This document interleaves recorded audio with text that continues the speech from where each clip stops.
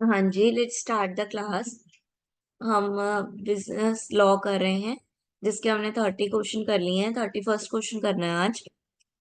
Question क्या है? What do you mean by the term condition and warranty? अभी हमने ऊपर पढ़े थे कंडीशन और वारंटी, दोनों के राइट्स भी हमने पढ़े हैं। फर्स्ट है nature. Condition are vital term of a contract that go to the heart of the agreement. They are primary obligation that are essential for the contract fulfilment. ठीक है, कंडीशन जो है एक असेंशियल है। ठीक है, असेंशियल है कि कॉन्ट्रैक्ट फुलफिल तभी होगा जब वो कंडीशन फुलफिल होगी।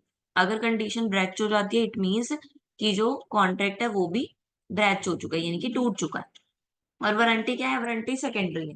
कंडीशनल प्राइमरी है, वारंटी सेकेंडरी है। ये क्या है? कॉन्ट्रैक्ट होने के बाद होता है कि आपका मेन पर्पस बनता है कि आप अगर सामने वाले को कोई डैमेज होगा तो आप उसको रिकवर करोगे अगर आप वारंटी लेते हो।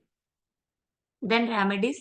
इसमें क्या है? अगर कॉन्ट्रैक्ट ब्रेच हो जाता है, ठीक है, अगर इसमें कॉन्ट्रैक्ट ब्रेच हो जाता है तो जो पार्टी, जो इनोसेंट पार्टी है, यानी कि जिसको लॉस हुआ, उसको पूरा राइट है कि वो स्यू कर सकता है लॉस के लिए, डैमेज के लिए। और उसको उस डैमेज के जो इनोसेंट पार्टी नहीं है, यानी कि जिसने फ्रॉड किया है, वो पार्टी को उसे डैमेज देने पड़ेंगे। ठीक है, जो भी डैमेज वो क्लेम करेगा। वारंटी में क्या है? वारंटी में ऐसा कोई भी ब्रेच नहीं है कि अगर ब्रेच होता है तो इनोसेंट पार्टी होती है कोई भी। ठीक है, ये क्या है? टर्मिनेट ऑफ कॉन्ट्रैक्ट होता है कि सीधा कॉन्ट्रैक्ट ही टूटेगा। ठीक है, इसमें सिर्फ जो लॉस होएगा ब्रेच की वजह से, वही जो है उसी को ही बस,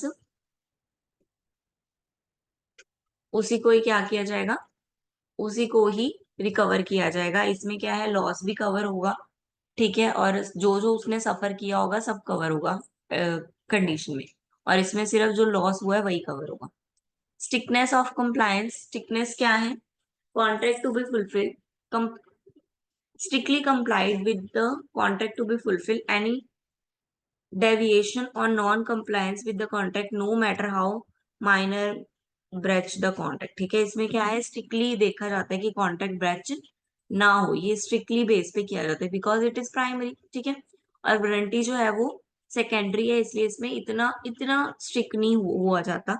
ठीक है, then essential. Essential term of contract होता है जो कंडीशन होती है। ठीक है, कोर जो भी एग्रीमेंट होता है उसके बेस पे ही चलता है सारा का सारा। उससे कुछ भी ऊपर या कुछ भी नीचे नहीं किया जाता। जो भी आपने एक्सप्लेन किया है, जो भी आपका कॉन्ट्रैक्ट हुआ है, उसी के बेस पे सारा काम किया जाता है। जबकि वारंटी में इतना क्रूशियल नहीं है वो। ठीक है, इतना टू द पॉइंट नहीं होता। ठीक है, इसमें मेन क्वालिटी, परफॉर्मेंस, इसके बेस पे चेक किया जाता। ठीक है, सर्विस, गुड सर्विसेज, ठीक है, उसके बेस पे। देन आ गया do the case analysis of given cases. आपको दो केस दिए हुए हैं, आपको उसको एनालाइज करना है। फर्स्ट आ गया, Ajay purchase some chocolate from a shop. One of the chocolate contain a poisonous matter and as a result a wife who has eaten it falls seriously ill. What remedy is available to Ajay against a shopkeeper? ठीक है, अजय क्या है? Shopkeeper के against कौन सी remedy लगाएगा, क्या करेगा shopkeeper के अगेंस्ट? ठीक है, तो हिंट में दिया हुआ है जो चॉकलेट है are not a merchantable quality, hence A can repudiate the contract and recover damages. ठीक है, वो क्या कह रहे हैं कि वो मर्केंटेबल क्वालिटी का नहीं था, बिकने की क्वालिटी का नहीं था। ठीक है, तो ए जो है उसको जो भी डैमेजेस हुआ है वो कॉन्ट्रैक्ट के थ्रू रिकवर कर सकती है। तो सबसे पहले आ गया अजय का केस। अजय क्या है? उसने शॉप से परचेज की चॉकलेट, बट वन ऑफ इसमें से एक चॉकलेट पॉइजन निकली, इल निकली। ठीक है, जिससे उसकी वाइफ इल हो गई, अजय की वाइफ। ठीक है, तो अगेंस्ट रेमेडी। ठीक है, बट हमें क्या बोला है कि हमें रेमेडी जो करनी है वो for the selling chocolate that were not of marketable quality, वो जो उसने बेची है वो मार्केटेबल क्वालिटी की नहीं थी। तो हम सेक्शन 216(2) के under sales of good act, ठीक है, जो सेल्स ऑफ गुड एक्ट है उसके अंदर good sold must be a merchantable quality. जो भी गुड बेचा जाना चाहिए वो क्या होना चाहिए? मर्केंटेबल क्वालिटी, यानी कि बिकने वाली क्वालिटी का होना चाहिए। ठीक है, रीजनेबल फिट होना चाहिए जो भी पर्पस के लिए वो खरीदा जा रहा है। ठीक है, since the chocolate contain poison matter, can be urge that the chocolate were not a marketable quality. ठीक है, तो अजय क्या कर सकता है, अजय रेमेडी क्या कर सकता है, अजय क्या कहेगा कि वो जो चॉकलेट है वो मार्केटेबल क्वालिटी की नहीं है, उसमें पॉइजनस मैटर है। ठीक है, इसके बेस पे वो उस पे जो भी है पॉइंट्स शॉपकीपर को कह सकता है।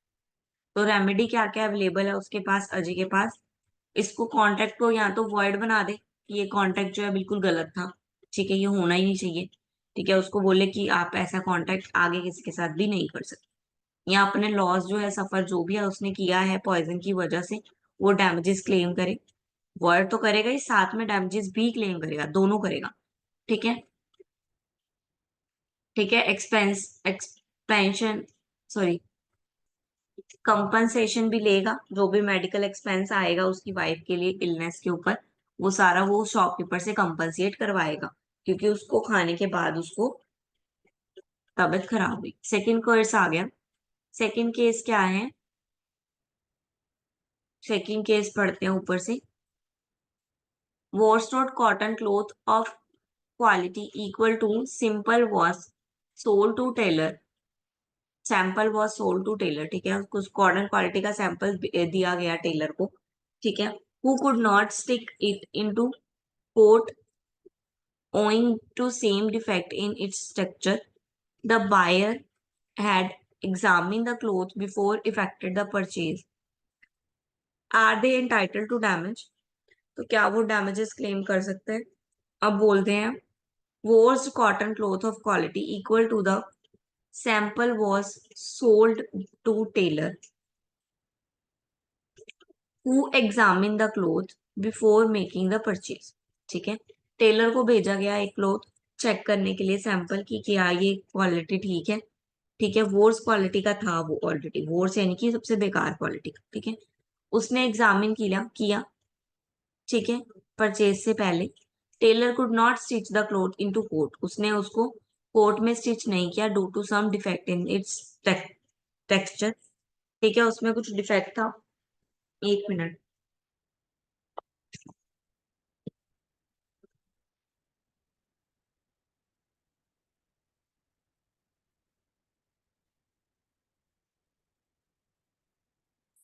उसमें कुछ डिफेक्ट था तो उसने उसका कोट नहीं बनाया। The question arise whether the buyer are entitle to damage for the defective cloth, क्या बायर जो है वो डैमेज देगा, मतलब डैमेज जो है वो क्लेम कर सकता है, एंटाइटल है क्या वो डिफेक्टिव क्लोथ के लिए। तो according to the sales of good act when good are sold by sample, अगर उसको सैंपल दिया गया है, ठीक है, there is an implied condition then the bulk of good will be correspondence with the sample in quality और condition. ठीक है, अगर उसको सैंपल दिया गया है और बताया गया है कि ये सैंपल जो है इसके जैसा ही गुड आपको दिया जाएगा, तो इस केस में अगर आप क्लोथ मीट नहीं करता है आपकी क्वालिटी को, ठीक है, जो कि सैंपल में रिप्रेजेंट की गई है, तो ब्रेच ऑफ इम्प्लाइड कंडीशन, तो ये कंडीशन क्या हुई है, इसमें कंडीशन जो जो कंडीशन थी वो क्या टूट गई है, ब्रेच हो गई है। तो रेमेडी क्या होगी, जो बायर है entitle to damage for the defective cloth, ठीक है, वो डिफेक्टिव क्लोथ के लिए डैमेजेस ले सकता है। Since the cloth does not comfort to the quality representation by the sample, the buyer can claim damages for any loss suffering as a result of breach of implied condition. This may include the cost of cloth as well as any additional expenses incurred due to the defective nature of the cloth, such as wasted time, resources in attempting to use the cloth for making coat। ठीक है, तो जो buyer है वो जो Taylor है उससे क्या करेगा, क्लेम करेगा डैमेजेस, जो जो उसको लॉस हुआ, जो जो उसका टाइम और रिसोर्सेज वेस्ट हुए, वो सबके लिए वो उसको क्या करेगा, एक्सपेंस जो है वो क्या करेगा, उससे मांगेगा। Now explain the concept of doctrine of caveat emptor along with its exceptions। Doctrine of caveat emptor का मीनिंग क्या है, responsibility lie on the buyer of good and he must perform due diligency before the purchase of the good. It is expected from the buyer to be alert in the contract of sale. He cannot hold the sale responsibility for inferior good unless the contract is based on fraud। ठीक है, वो कह रहे हैं कि fraud के case में तो हम जो है सेलर को दोषी मान सकते हैं, लेकिन अगर आप इररिस्पॉन्सिबल होके कोई चीज खरीद रहे हो, ठीक है, आप नेग्लिजेंसी कर रहे हो, लापरवाही कर रहे हो, तो क्या है, वो अच्छी बात नहीं है। जो बायर है उसको क्या होना चाहिए, थोड़ा अलर्ट होना चाहिए जब भी वो सेल करे या कुछ भी खरीदे।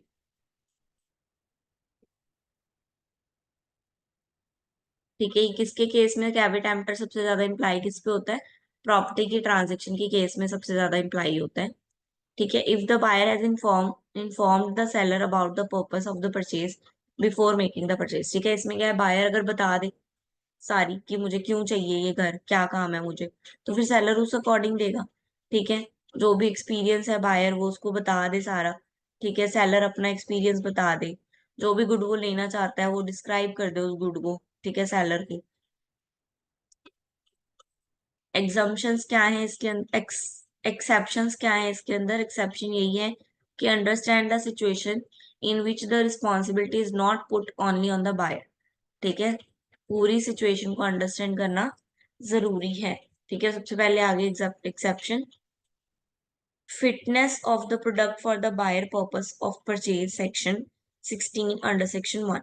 ठीक है, जो भी प्रोडक्ट आप दे रहे हो, सेल कर रहे हो, वो बायर की क्या होना चाहिए, पर्पस से मैच करता होना चाहिए, जो भी पर्पस उसका है उसके अकॉर्डिंग होना चाहिए। ठीक है, और बायर की भी रिस्पॉन्सिबिलिटी बनती है कि वो पूरी नॉलेज के साथ पूरे एग्जामिन करके अपनी क्या है चीज खरीदे। एग्जाम्पल दिया हुआ है, A inform B who is a shoes seller that he wish to purchase shoes for running, if B still sell his him shoes that is not for running, then B can be responsible. वही कह रहे हैं कि ए ने बता दिया कि मुझे दौड़ने के लिए रनिंग के लिए शूज चाहिए, और अगर बी फिर भी उसको रनिंग शूज नहीं दे रहा है, कोई और शूज दे रहा है, तो गलती किसकी होगी, बी की गलती होगी। ठीक है, उसने पर्पस बताया है। Sales of good under the trade name. ठीक है, कुछ बायर परचेज करता है, ठीक है, और जो ब्रांड के नेम के अंदर आप सेल कर देते हो लेकिन उसकी क्वालिटी ब्रांड जैसी नहीं होती है, तो उसके लिए भी क्या है, सेलर रिस्पॉन्सिबल है।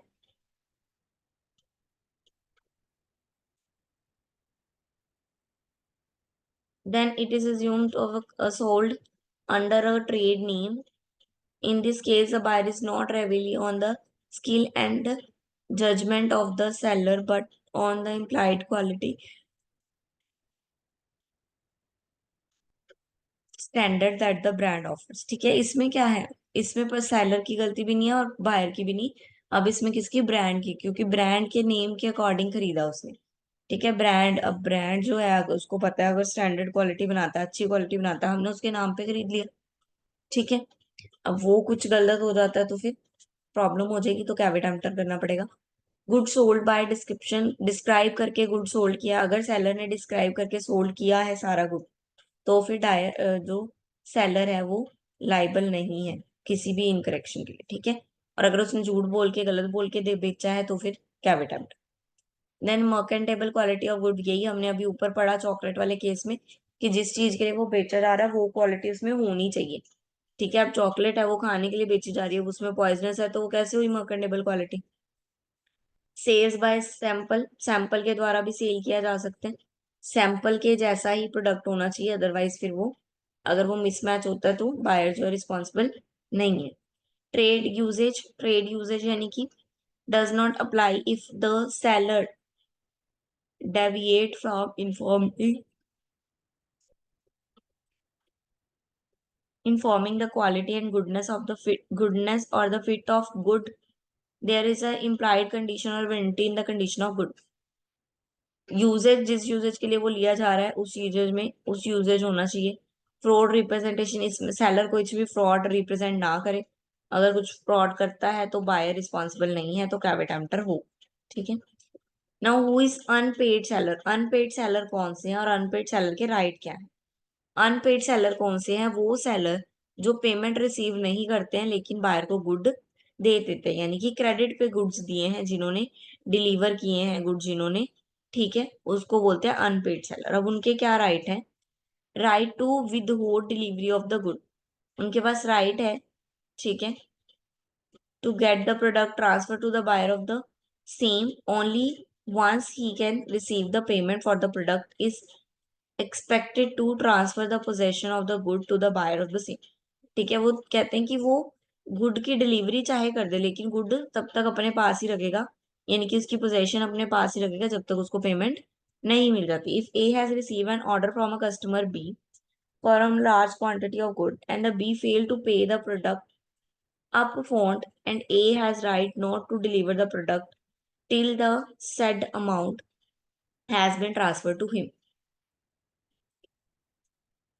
ठीक है, अब इसमें क्या कह रहे हैं, अगर कुछ कुछ अमाउंट जो दी जाती है, ठीक है, हम बोलते हैं ना एडवांस दे दो, अगर वो पे नहीं कर पाता तो जो सेलर है वो एलिजिबल है कि वो उनको गुड ना डिलीवर करे।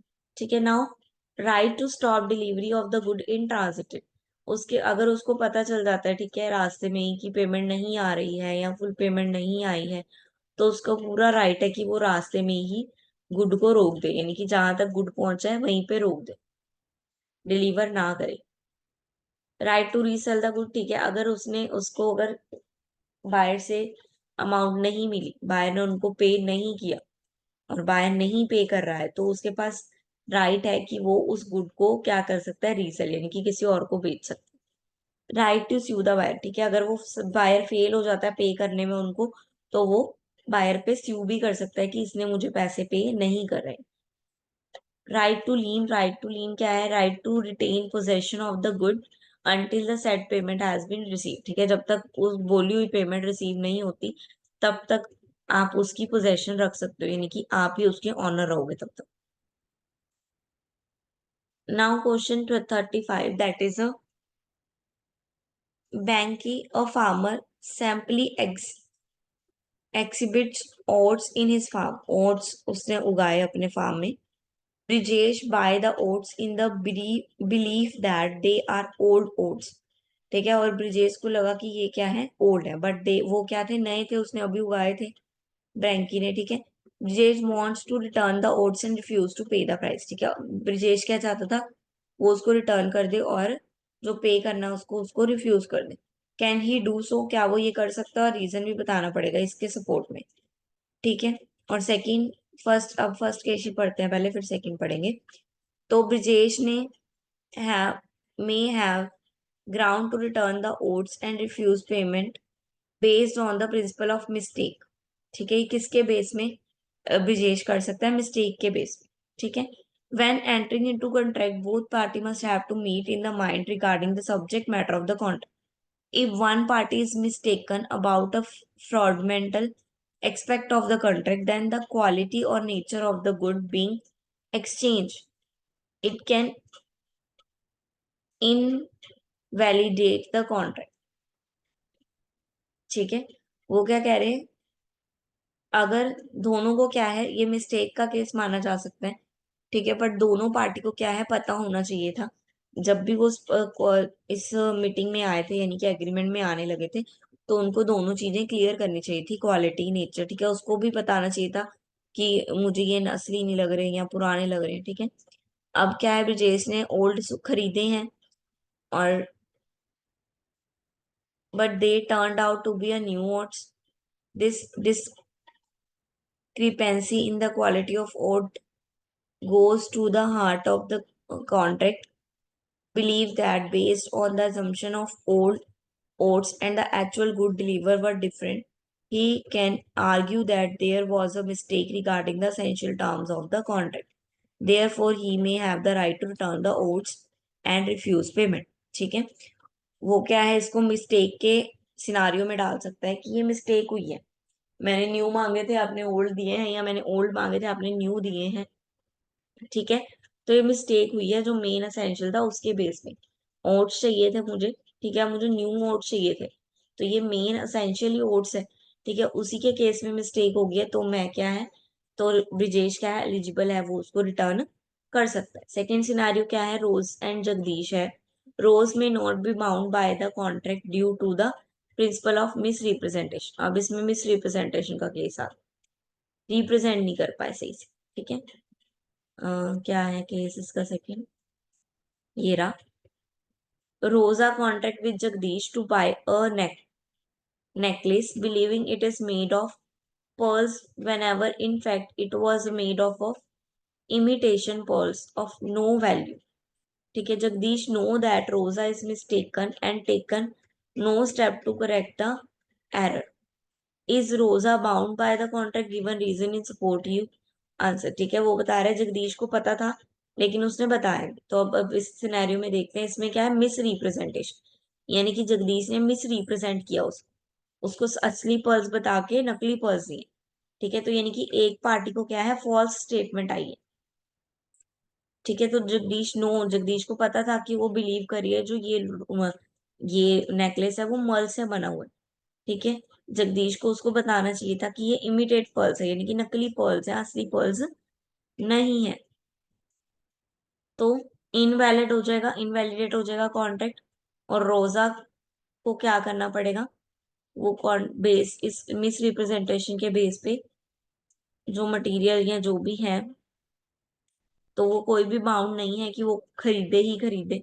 ठीक है, वो उसके डैमेजेस भी क्लेम कर सकती है क्योंकि ये मिस रिप्रेजेंटेशन का केस है. Is it clear? Is this clear? 35 के बाद इनका फिर 34 क्वेश्चन आ गए. 35 फिर से आ गए. चलो कोई बात नहीं.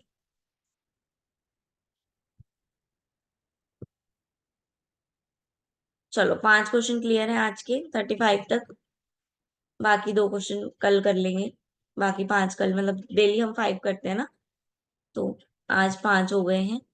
बाकी 5 कल करेंगे. ठीक है, क्लियर है आज का topic? Unpaid seller, everything is clear to you? Okay.